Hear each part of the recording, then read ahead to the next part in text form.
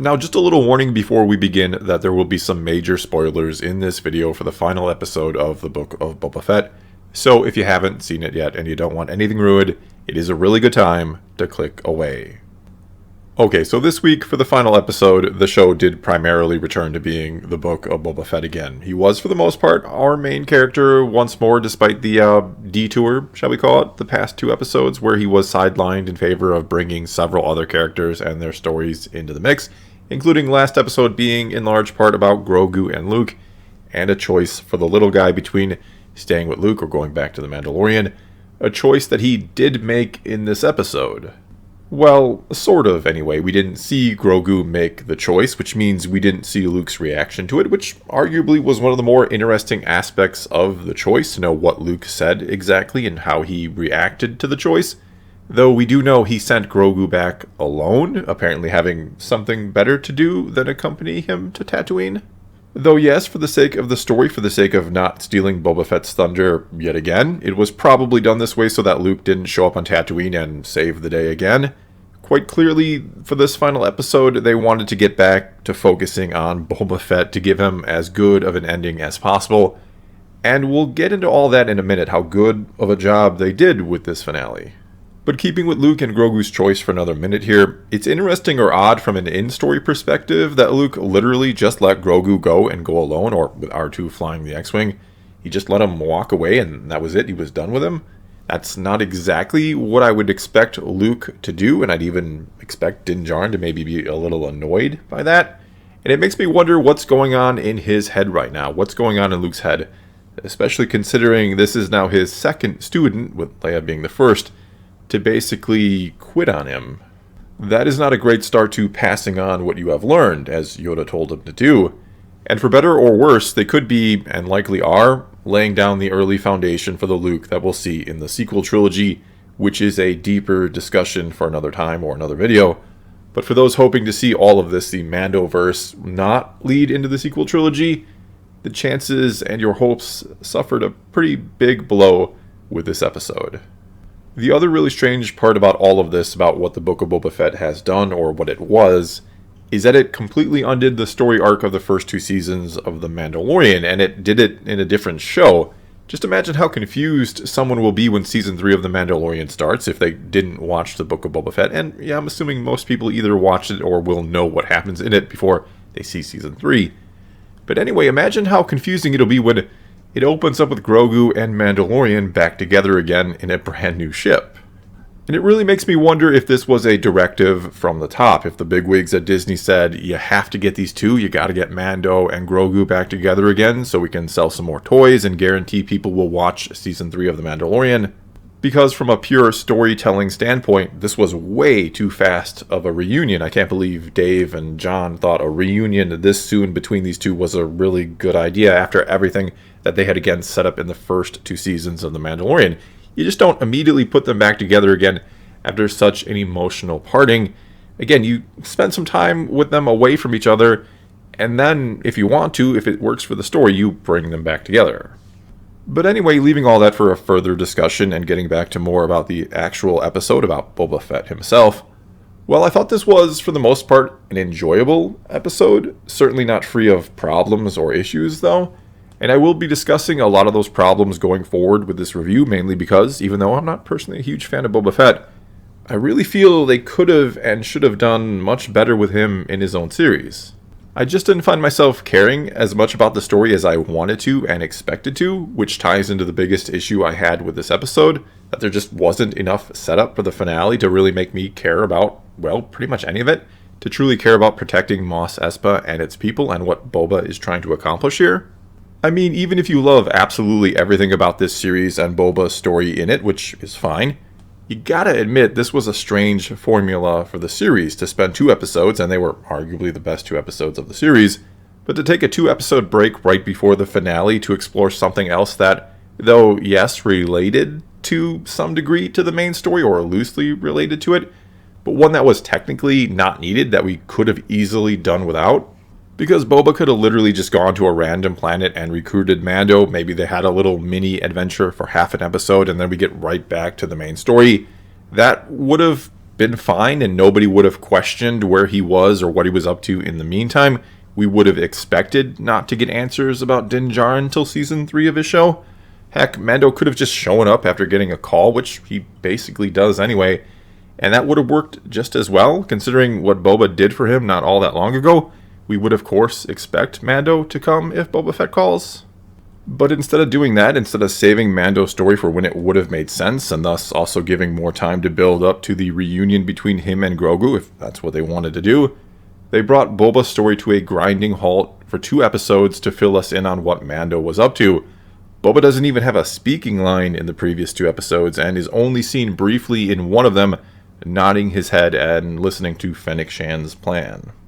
Which is something that once again happens in this episode. We once again have a scene of Boba Fett standing at a meeting, listening to everyone else tell him what is going on and making suggestions to him, and telling us, the audience, what's going on as well. There was plenty of exposition in this episode to remind us what was going on and why after our 2-week break from the main story. We even have the Vespa gang convincing him not to go back to his palace and to instead stay in the city, which you could argue makes sense that the Pikes could have just bombed the palace had he tried to hide out there, but that's not the reason they convinced him to change his mind about that. Instead, it was because they didn't want to leave Mos Espa and see it destroyed. But if Boba isn't there, the Pikes literally have no one to fight and hence no reason to harm anyone or do damage to the city. And look, all of this is not to say that Boba doesn't do anything cool in this episode. On the contrary, he has his moments here, more so than he has in the rest of the series, and everything he does is pretty awesome here. I liked his last stand with Mando at one point and thought it was great to see him riding his Rancor, even if it was kind of predictable. In fact, much of this was predictable, which doesn't automatically equal bad. Things can be predictable and still be great and enjoyable, though usually it only works when everything feels more inevitable than just predictable, where you have a sense of dread related to knowing what's coming next. But in this case, everything was predictable because you knew it'd all work out in the end. You knew every one of these main characters had their plot armor fully equipped. Yeah, it was great to see Mando and Boba square off against dozens of Pikes, that scene I mentioned a moment ago, but you knew there was zero chance either of them died. Instead, you were waiting for whatever it is that was going to happen to bail them out, with the obvious choice being the people of Freetown showing up, who they mentioned wouldn't be coming about a half dozen times. Basically, this episode went almost exactly as I think most people kind of expected it to, and over on my second channel yesterday, I even did a prediction video where I pretty much nailed everything that was going to happen, other than the post-credit scene. With that, I swung way too big and thought we might see something like Thrawn and that we'd get a better setup for Season 3 of The Mandalorian. Instead, we got no sort of setup for that, and we instead, throwing a guess out there, we perhaps got set up for Rangers of the New Republic. We were showing Cobb Vanth and Boba Fett's Bacta-tank after he was shot but not killed by Cad Bane in the previous episode.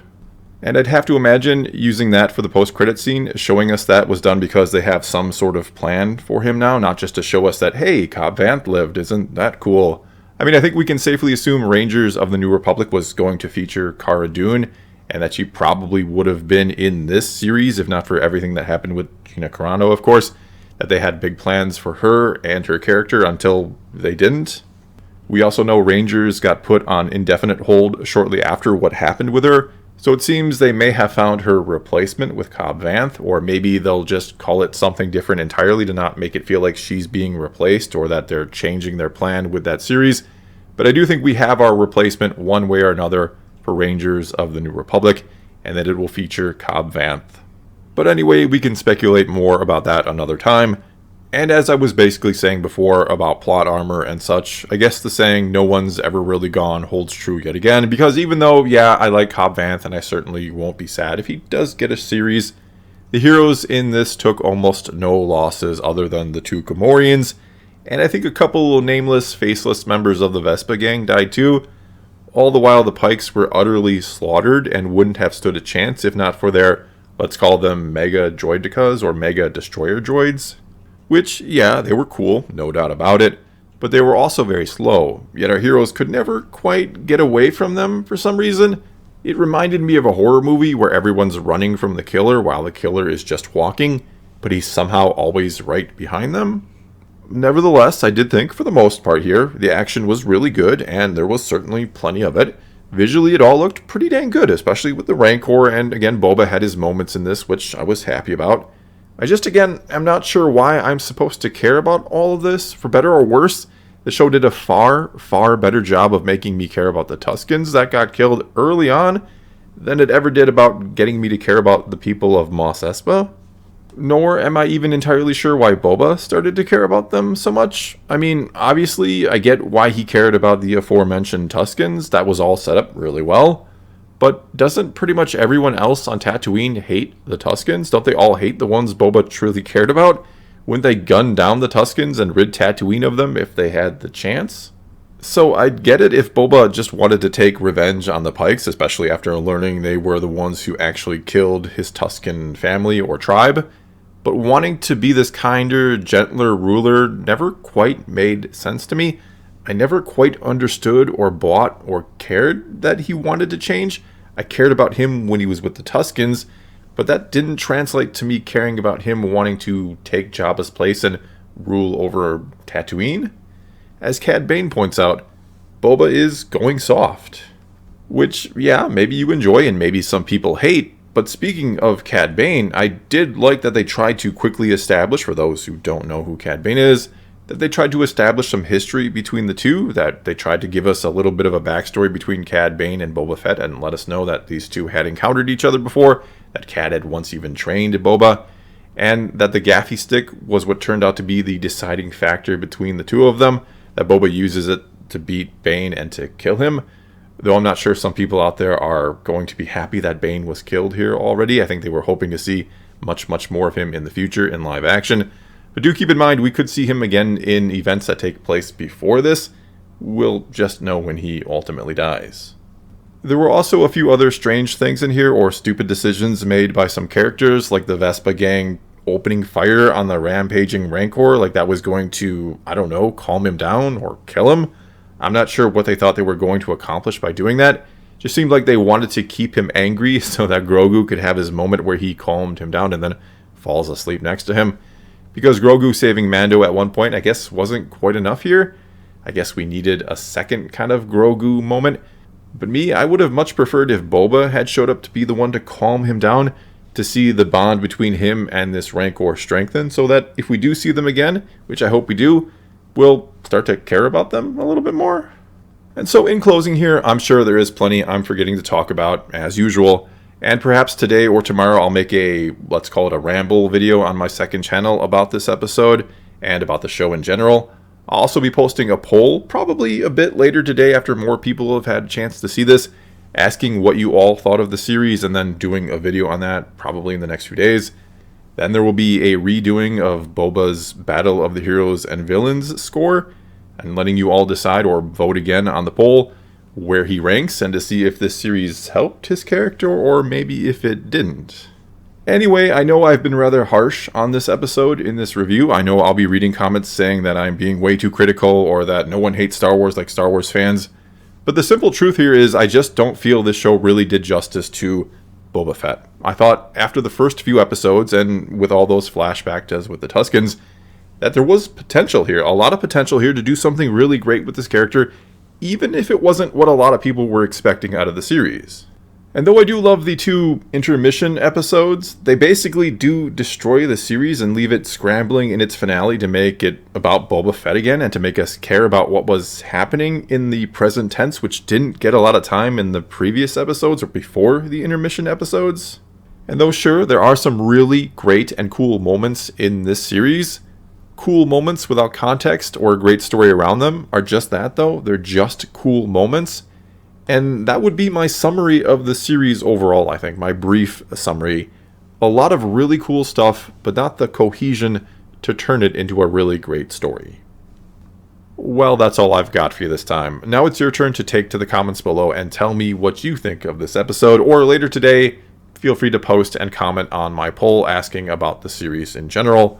Whatever the case may be, wherever you want to do it, leave a comment somewhere and let's talk some Star Wars. And until next time, thanks for watching.